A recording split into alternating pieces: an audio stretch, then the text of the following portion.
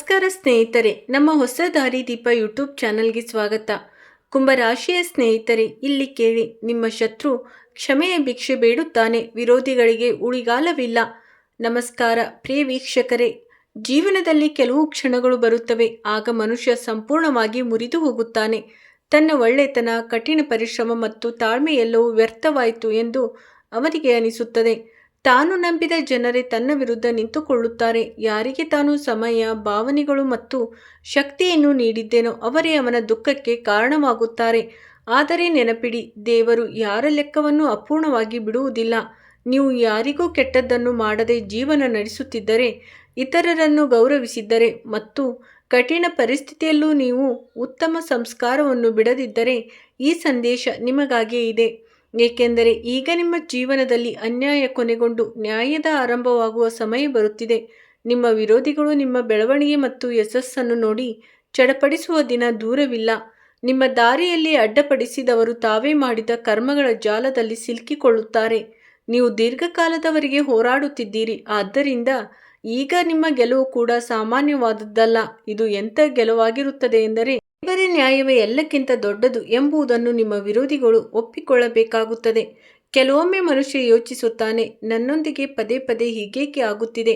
ತಾನು ಯಾರಿಗೂ ಕೆಟ್ಟದ್ದನ್ನು ಮಾಡದಿದ್ದರೂ ತನಗೆ ಈ ನೋವು ಏಕೆ ಸಿಕ್ಕಿತು ಎಂದು ಪ್ರಶ್ನಿಸುತ್ತಾನೆ. ಆದರೆ ಗೆಳೆಯರೇ, ಪ್ರತಿ ಪರೀಕ್ಷೆ ಹಿಂದೆ ಒಂದು ಉದ್ದೇಶವಿರುತ್ತದೆ. ಚಿನ್ನವು ಎಷ್ಟು ಬೆಂಕಿಯಲ್ಲಿ ಬೇಯುತ್ತದೆಯೋ ಅಷ್ಟು ಹೆಚ್ಚು ಮೌಲ್ಯಯುತವಾಗುತ್ತದೆ. ಅದೇ ರೀತಿ ನಿಮ್ಮ ಜೀವನದಲ್ಲಿ ಬಂದ ಸಂಕಷ್ಟಗಳು ನಿಮ್ಮನ್ನು ದುರ್ಬಲಗೊಳಿಸಲು ಅಲ್ಲ, ಬದಲಿಗೆ ನಿಮ್ಮನ್ನು ಮತ್ತಷ್ಟು ಶಕ್ತಿಶಾಲಿಯಾಗಿಸಲು ಬಂದಿದ್ದವು. ನೀವು ಸುರಿಸಿದ ಕಣ್ಣೀರು, ಚಿಂತೆಯಲ್ಲಿ ಕಳೆದ ರಾತ್ರಿಗಳು ಮತ್ತು ಸಹಿಸದ ಅವಮಾನಗಳು ಯಾವುದೂ ವ್ಯರ್ಥವಾಗಿಲ್ಲ. ಬ್ರಹ್ಮಾಂಡವು ನಿಮ್ಮ ಒಂದು ಭಾವನೆಯನ್ನು ಗಮನಿಸುತ್ತಿದೆ. ದೇವರು ನಿಮ್ಮ ತಾಳ್ಮೆಯನ್ನು ಪರೀಕ್ಷಿಸುತ್ತಿದ್ದರು ಮತ್ತು ಈಗ ನೀವು ಈ ಪರೀಕ್ಷೆಯನ್ನು ಪೂರ್ಣಗೊಳಿಸುವುದರಿಂದ ಅದರ ಫಲಿತಾಂಶ ಸಾಧಾರಣವಾಗಿರಲಿದೆ. ನಿಮ್ಮ ಜೀವನದಲ್ಲಿ ಅಂತಹ ಬದಲಾವಣೆ ಬರಲಿದೆ. ಅದು ನಿಮ್ಮನ್ನು ಮಾತ್ರವಲ್ಲದೆ ನಿಮ್ಮ ಸುತ್ತಮುತ್ತಲಿನ ಜನರನ್ನು ಆಶ್ಚರ್ಯಚಕಿತಗೊಳಿಸುತ್ತದೆ. ಯಾರು ನಿಮ್ಮ ದೌರ್ಬಲ್ಯವನ್ನು ನೋಡಿ ನಗುತ್ತಿದ್ದರೋ ಅವರು ನಿಮ್ಮ ಶಕ್ತಿಯನ್ನು ನೋಡಿ ಮೌನವಾಗುತ್ತಾರೆ.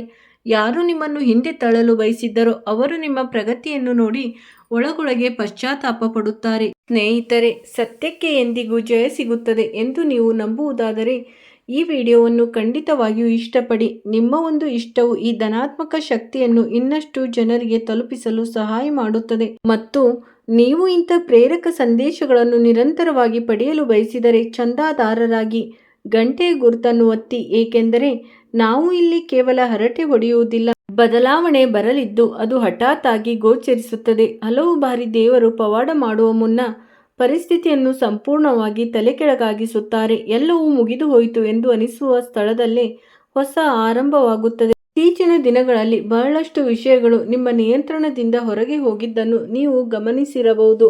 ಕೆಲವು ಸಂಬಂಧಗಳು ದುರ್ಬಲಗೊಂಡವು, ಕೆಲವು ಯೋಜನೆಗಳು ಅಪೂರ್ಣಗೊಂಡವು, ಕೆಲವು ಜನರು ನಿಮ್ಮ ಕೈಬಿಟ್ಟರು. ಆದರೆ ಇದೆಲ್ಲವೂ ಒಂದು ದೊಡ್ಡ ಯೋಜನೆಯ ಭಾಗವಾಗಿತ್ತು. ನಿಮ್ಮ ಪ್ರಗತಿಗೆ ತಡೆಯಾಗಿದ್ದ ಆ ವ್ಯಕ್ತಿಗಳನ್ನು ಮತ್ತು ಪರಿಸ್ಥಿತಿಗಳನ್ನು ದೇವರು ನಿಮ್ಮ ಜೀವನದಿಂದ ದೂರ ಮಾಡುತ್ತಿದ್ದರು. ಮುಂಬರುವ ದಿನಗಳಲ್ಲಿ ನಡೆದಿದ್ದೆಲ್ಲವೂ ನಿಮ್ಮ ಒಳಿತಿಗಾಗಿ ಎಂಬುದು ನಿಮಗೆ ಸ್ಪಷ್ಟವಾಗಿ ಅರ್ಥವಾಗುತ್ತದೆ. ಏಕೆಂದರೆ ಹೊಸ ಅಧ್ಯಾಯ ಆರಂಭವಾಗಬೇಕಾದರೆ ಹಳೆಯ ಪುಟಗಳು ಮುಚ್ಚಲೇಬೇಕು. ನೆನಪಿಡಿ, ನಿಮ್ಮ ವಿರೋಧಿಗಳ ಅತಿ ದೊಡ್ಡ ಶಕ್ತಿಯೇ ನಿಮ್ಮ ಭಯವಾಗಿತ್ತು.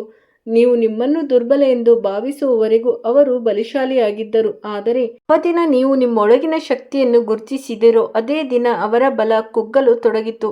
ಆದ್ದರಿಂದ ಈಗ ನಿಮ್ಮ ಭೂತಕಾಲದ ಘಟನೆಗಳನ್ನು ಪದೇ ಪದೇ ನೆನಪಿಸಿಕೊಳ್ಳುವುದನ್ನು ನಿಲ್ಲಿಸಿ. ನಿಮಗೆ ನೋವು ನೀಡಿದವರನ್ನು ನಿಮ್ಮ ಮನಸ್ಸಿನಿಂದ ಮುಕ್ತಗೊಳಿಸಿ. ಇದರರ್ಥ ಅವರ ತಪ್ಪುಗಳನ್ನು ನೀವು ಸರಿ ಎಂದು ಒಪ್ಪಿಕೊಳ್ಳುವುದಲ್ಲ, ಬದಲಿಗೆ ಅವರಿಗಾಗಿ ನಿಮ್ಮ ಭವಿಷ್ಯವನ್ನು ಹಾಳು ಮಾಡಿಕೊಳ್ಳಬಾರದು ಎಂದಷ್ಟೇ ಅರ್ಥ. ನಿಮ್ಮ ಭವಿಷ್ಯ ತುಂಬ ದೊಡ್ಡದಾಗಿದೆ, ನಿಮ್ಮ ಯಶಸ್ಸು ಅತ್ಯಂತ ಪ್ರಮುಖವಾಗಿದೆ ಮತ್ತು ನಿಮ್ಮ ಶಕ್ತಿಯು ಕೇವಲ ನಕಾರಾತ್ಮಕ ಕಥೆಯನ್ನು ಹರಡುವ ಜನರಿಗಾಗಿ ವ್ಯರ್ಥ ಮಾಡಲು ಇರುವುದಲ್ಲ.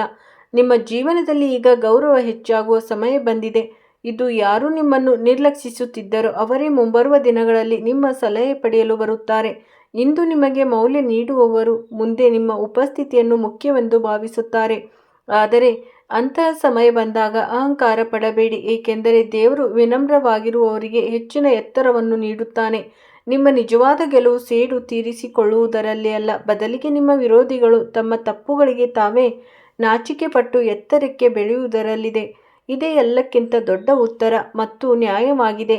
ಗೆಳೆಯರೇ, ಈ ಸಂದೇಶ ನಿಮ್ಮ ಹೃದಯಕ್ಕೆ ಮುಟ್ಟುತ್ತಿದ್ದರೆ ಪ್ರತಿಕ್ರಿಯೆ ನೀಡಿ. ಇದು ಕೇವಲ ಒಂದು ಪದವಲ್ಲ, ನಂಬಿಕೆ ಮತ್ತು ಧನಾತ್ಮಕ ಶಕ್ತಿಯ ಸಂಕೇತವಾಗಿದೆ. ಈ ಪ್ರಕ್ರಿಯೆಯು ನಿಮ್ಮೊಳಗೆ ಆತ್ಮವಿಶ್ವಾಸವನ್ನು ಮತ್ತಷ್ಟು ಬಲಪಡಿಸುತ್ತದೆ.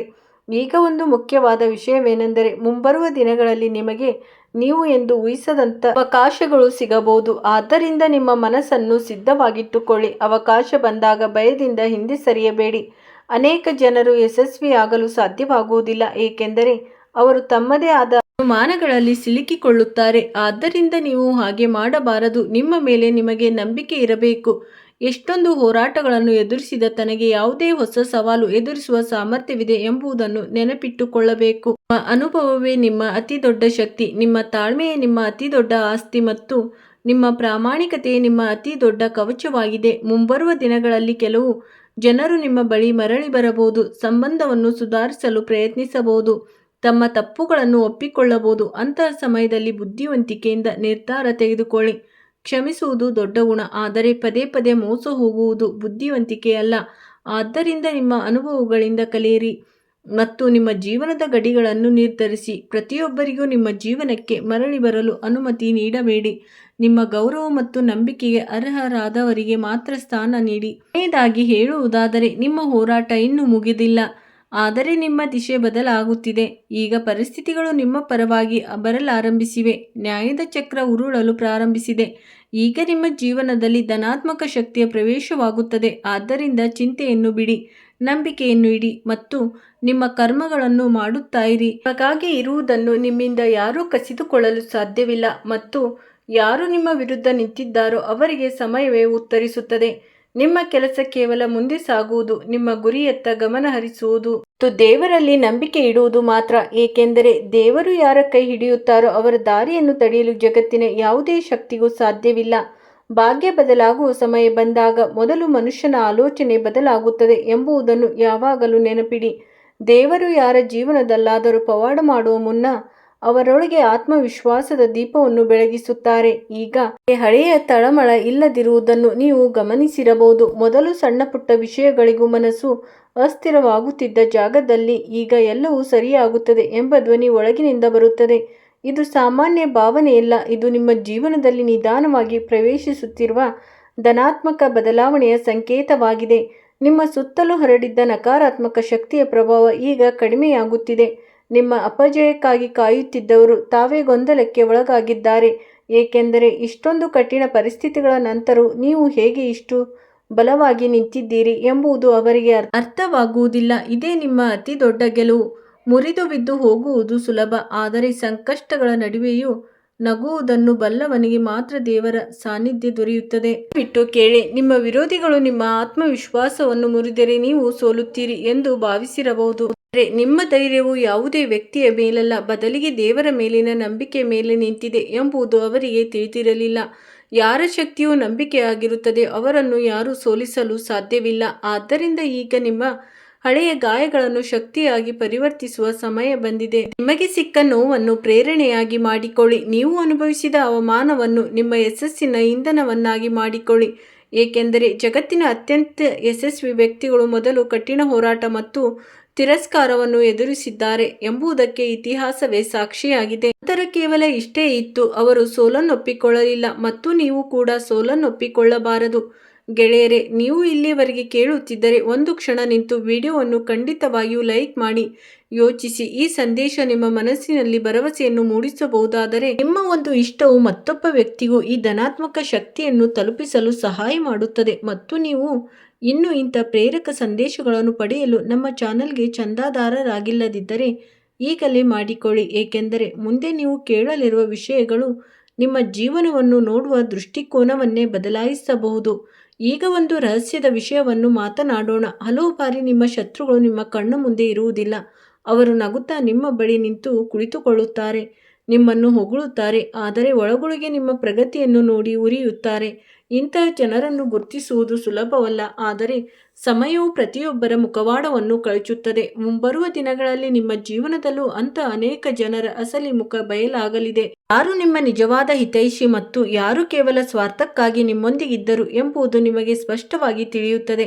ಆದ್ದರಿಂದ ಮುಂಬರುವ ದಿನಗಳಲ್ಲಿ ಅಂತಃಪ್ರಜ್ಞೆ ಶಕ್ತಿಯನ್ನು ನಂಬಿ ನಿಮ್ಮ ಮನಸ್ಸು ಯಾವುದೇ ವ್ಯಕ್ತಿಯ ಬಗ್ಗೆ ಪದೇ ಪದೇ ಸೂಚನೆ ನೀಡುತ್ತಿದ್ದರೆ ಆ ಸೂಚನೆಯನ್ನು ನಿರ್ಲಕ್ಷಿಸಬೇಡಿ. ದೇವರು ಹಲವು ಬಾರಿ ನಿಮಗೆ ಮುನ್ಸೂಚನೆ ನೀಡುತ್ತಾರೆ, ಆದರೆ ನಾವು ಭಾವನೆಗಳಿಗೆ ಒಳಗಾಗಿ ಅದನ್ನು ಅರ್ಥ ಮಾಡಿಕೊಳ್ಳುವುದಿಲ್ಲ.